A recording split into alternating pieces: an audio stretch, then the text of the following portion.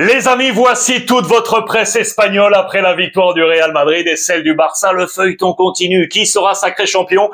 Qui prendra le titre de meilleur buteur du championnat? On ouvre une semaine Ligue des Champions, notamment avec le Barça. Voici les toutes dernières informations. Pour commencer, à la une, regardez ce matin, 11h04 sur les réseaux sociaux officiels. Tout d'abord de Trent Alexander-Arnold, le latéral de Liverpool. Il l'annonce après 20 ans passés dans son club de cœur. C'est terminé, il est libre. 2 minutes plus tard, 11h06, Liverpool l'annonce également sur son compte officiel. Trent va donc quitter la Maison Rouge au terme de cette saison. Va-t-il rejoindre, regardez ce montage, le Real Madrid du président Florentino Pérez? On ne saura plus dans les prochaines heures, dans les prochains jours. J'attends votre avis. Est-il bon qu'il rejoigne, oui ou non, le Real Madrid qui hier s'est imposé 3-2 à l'arraché face au Celta Vigo. Le Real a mené 3-0 avant de voir le Celta revenir. But d'Arda Güler et un doublé de Kylian Mbappé fort de cette victoire. Maintenant, c'est place au Classico face au Barça à Montjuic qui décidera bien évidemment du titre de champion d'Espagne. L'information côté Barça, eh bien c'est que Lewandowski est là. Ça y est les amis, il est dans le groupe qui demain va affronter l'Inter Milan en demi-finale retour de la Ligue des Champions après l'énorme 3-3 du match aller. Il avait été absent, il vise l'Inter, il est de retour, on le masque, regardez mais on l'a reconnu, il est l'arme secrète du coup d'Hansi Flick pour ce match retour. Sera-t-il titulaire? C'est une interrogation.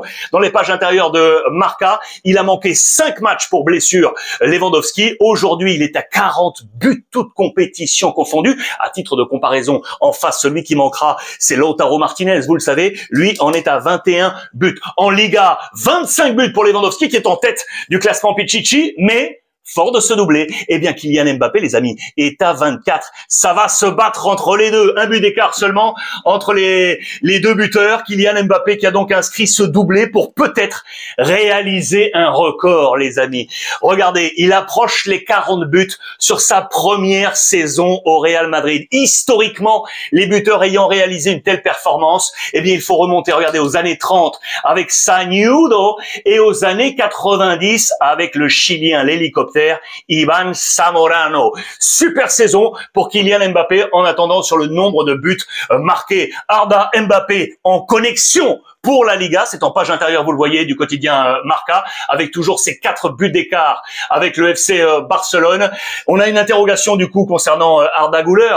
Est-ce qu'il est en train de redistribuer les cartes pour Carlo Ancelotti? Mérite-t-il une place pour la grande finale, entre guillemets, à Montjuic pour le match Classico face au FC Barcelone? Regardez, il était ici dans ce 11 de départ pour ce dernier match, absent Rodrigo, qui n'était pas dans ce 11. C'est là qu'on peut s'interroger. Güler ou Rodrigo? Rodrigo ou Güler? Donnez-moi votre avis. Qui doit être titulaire?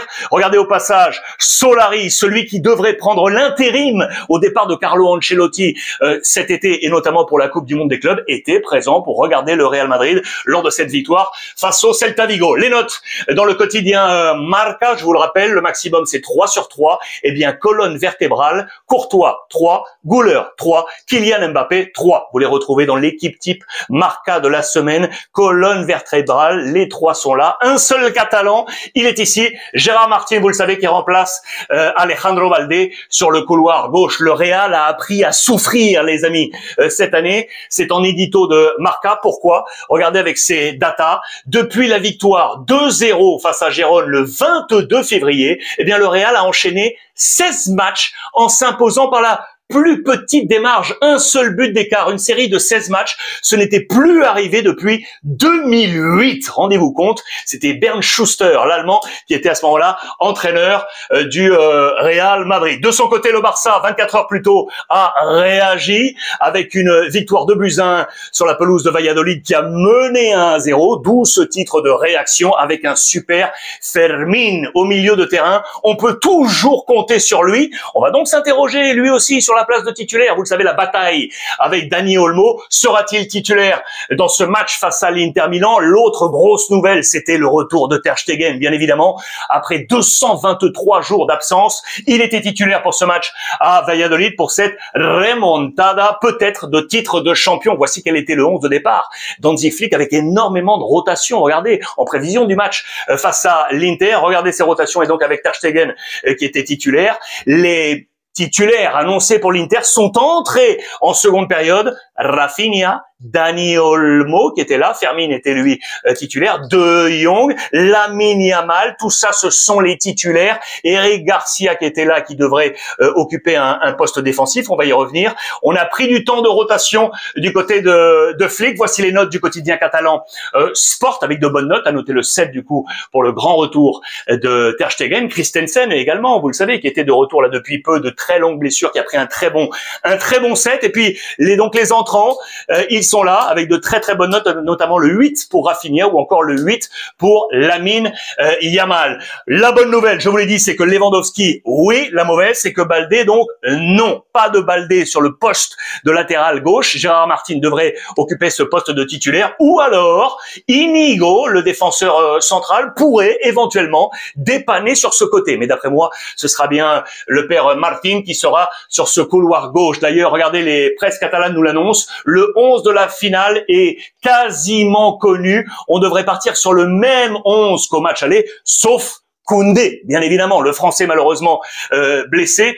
Chesney devrait récupérer sa place de titulaire dans les buts à la place de Ter Stegen. Le milieu de terrain avec De Jong, Pedri, Olmo, et devant on devrait avoir Ferran Torres, Lamine Yamal et Rafinha. Voyons si Lewandowski entrera ou non en jeu dans ce match retour. Hansi Flick, pour terminer, qui est bien le seul, selon la presse catalane, à pouvoir changer l'histoire. Le Barça n'a jamais gagné une demi-finale à l'extérieur, retour depuis 2011, les amis. La seule fois où ça s'est passé, d'ailleurs, depuis 2011, ils sont toujours tombés. Voilà, lors des les 4 dernières fois. Également en 2015, ça n'avait pas eu d'incident, souvenez-vous, parce que le Barça avait été sacré champion, mais ça veut dire qu'à l'extérieur, on est en difficulté en demi-finale. Est-ce qu'Hansi Flick va réussir à inverser la tendance et ce maléfice, comme on l'a appelé, après ce 3 buts partout, verdict demain? Donnez-moi votre avis. Est-ce que le Barça va passer? Donnez-moi votre avis sur cette revue de presse et notamment sur Trent Alexander-Arnold. Je vais vous lire comme tous les jours avec beaucoup de gourmandise et n'oubliez pas, profitez des vôtres.